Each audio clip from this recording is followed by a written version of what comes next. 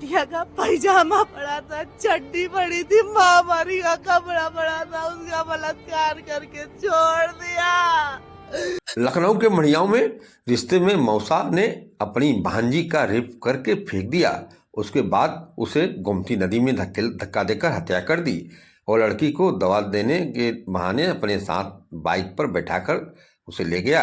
इसके बाद पीपा पुल पर उसके साथ दरिंदगी की और लड़की ने जब शोर मचाया तो उसे नदी में धकेल दिया। बहन छोड़ के चली गई थी बच्चों को, उनको हम पाल रहे थे छोटे पर से। तो बिटिया मेरी गरीब रहती थी, उसके बाद हमें पाल पोस रहे थे। 1.5 साल हुआ शादी की है हमें। घटना को छिपाने के लिए कथित मौसा ने झूठी कहानी रची। लड़की की मौसी ने तो एक दिन गया, मेरी दवा ले आया बिटिया के साथ, अकेले दे दिया, खा लिया। उस दिन तो बिटिया ने कुछ नहीं बताया। कल की बात है, उसने कहा मैं अपनी दवाई लेने जा रहा हूँ, मैं गिर गया हूँ। तो हमसे कह रहा, हमने कहा रुको हम भी चल ले। तो उसने कहा नहीं तुम ना चलो, बिटिया को लेके मौसा नहीं राक्षस है, बिटिया का रेप किया। लखनऊ में मौसी बोली एक दिन पहले भी किया था उसने। दवा के बहाने सुनसान जगह ले गया और उसके साथ दरिंदगी कर उसको नदी में फेंक दिया। उसकी मौसी ने बताई कि मैं अपनी बहन की बेटी और बेटे को बचपन से पाल रही थी।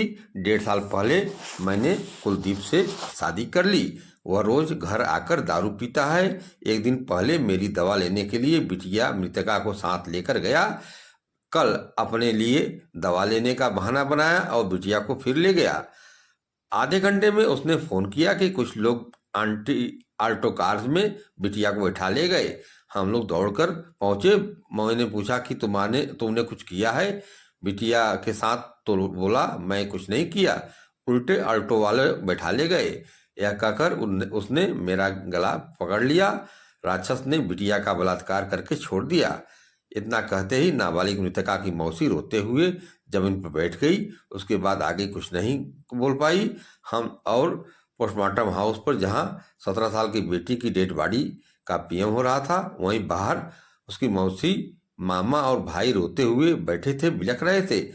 नमस्कार, न्यू डायरी अपडेट चैनल में आपका स्वागत है। मैं हूं राकेश त्रिपाठी। आप देख रहे हैं आज का अंक, जिसमें आपको बता रहे हैं कि कथित मौसा ने अपनी पुत्री समान भांजी के साथ कथित रूप से बलात्कार कर और उसको नदी में गिराकर उसकी हत्या कर दिया। पूरी घटना की जो कहानी आई है सामने, उसको सुनकर आप भी चौंक जाएंगे और घटना बहुत हैरत अंगेज करने वाली है। बता दें कि मामला पूरा यह है कि लड़की थैला पुल के पास स्थित एक कॉलोनी में अपने मौसा के घर में रहती थी। वह साल 2016 में उसकी मां की मौत हो चुकी थी। लड़की नाबालिग थी।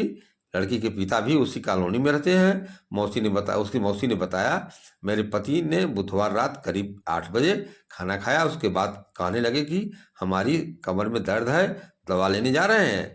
वह अपने साथ भांजी को भी ले गए।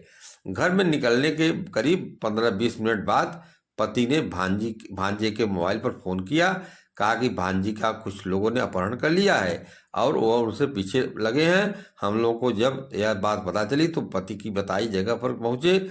मैं, मेरा भाई, भांजे का पिता जब घटनास्थल पुल के पास पहुंचे तो कुछ दूरी पर देखा तो मेरा पति बेहोश पड़ा है।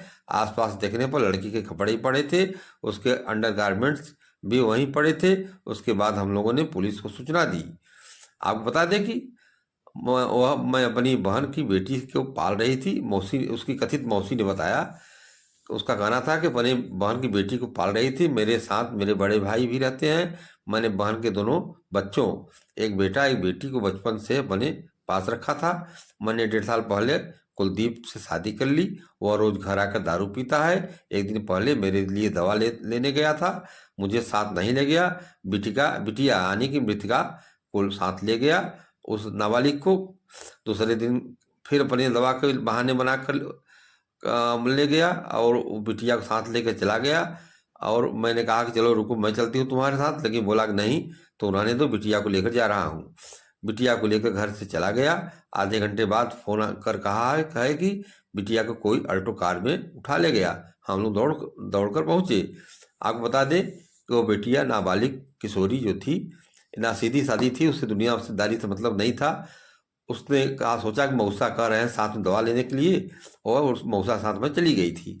जबकि मौसी जान रही थी कि यह हरामजादा ले जाएगा, उसके साथ हो सकता है कोई कोई दरिंदगी करे।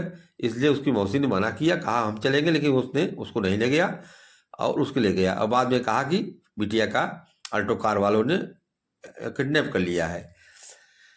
वहाँ दौड़कर वो सब लोग, परिवार के लोग वहाँ दौड़ के गए, देखा तो खुद पुल के पास जमीन पर वह पड़ा था। बिटिया के सारे कपड़े अंडरगारमेंट सहित पड़े थे।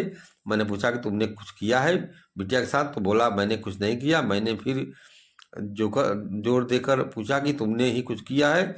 इस पर उसने मेरा गला पकड़ लिया। वहाँ पर बिटिया, मृतका के सारे कपड़े पड़े थे, बिटिया नहीं थी। राक्षस ने बिटिया का बलात्कार करके छोड़ दिया। इतना कहते ही वो रोते ही जमीन पर बैठ गई। आपको बता दें कि सूरी की मौसी ने बताया कि वह घरों में मेड का काम करती है, जीवन यापन कर रही थी। करीब 2 साल पहले कुलदीप से इंस्टाग्राम पर मुलाकात हुई।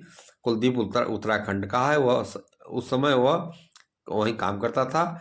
उसने बातचीत के दौरान शादी की इच्छा जताई तो मैंने अपने पारिवारिक स्थिति बताई। इस पर भी कुलदीप तैयार हो गया। करीब 1.5 साल पहले उससे कोर्ट मैरिज कर ली।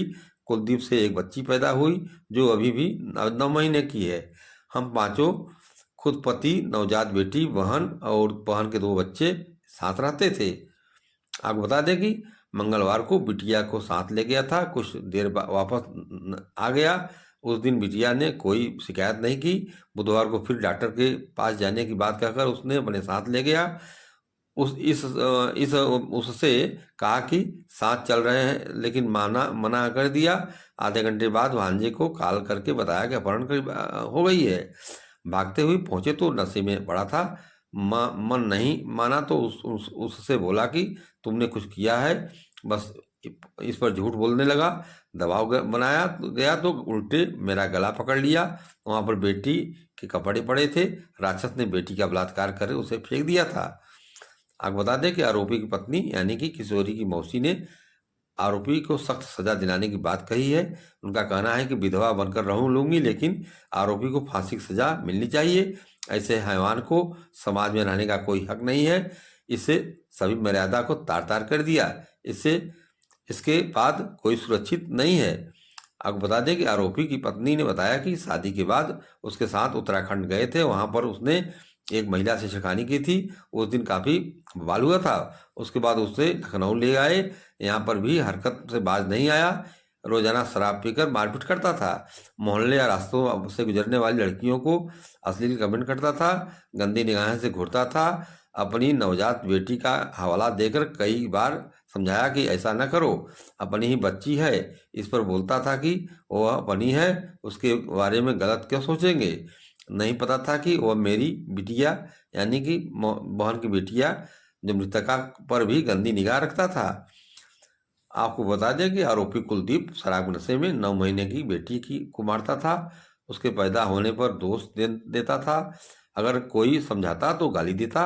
कुलदीप शराब के नशे में पत्नी को भी बुरी तरह पीटता। वह किसी का नहीं था। उसको मैं पहले नहीं समझ पाई।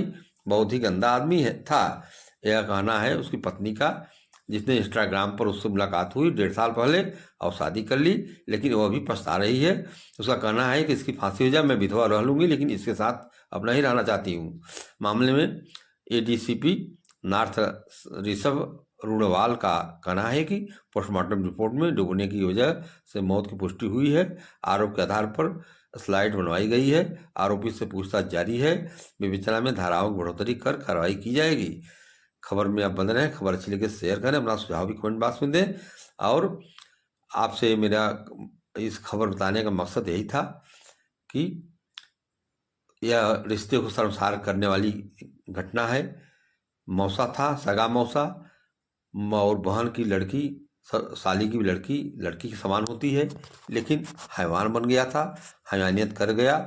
हैवानियत करने वाले ऐसे व्यक्ति की समाज में जगह नहीं मिलनी चाहिए और इसका जगह जेल है। जेल में ही इसको हो और इसकी फांसी हो जाए, यही हमारी ईश्वर से प्रार्थना है। आप लोग भी यही बनाइए। ऐसे हैवानियत करने वाले लोगों को समाज में जगह नहीं मिलनी चाहिए। नमस्कार।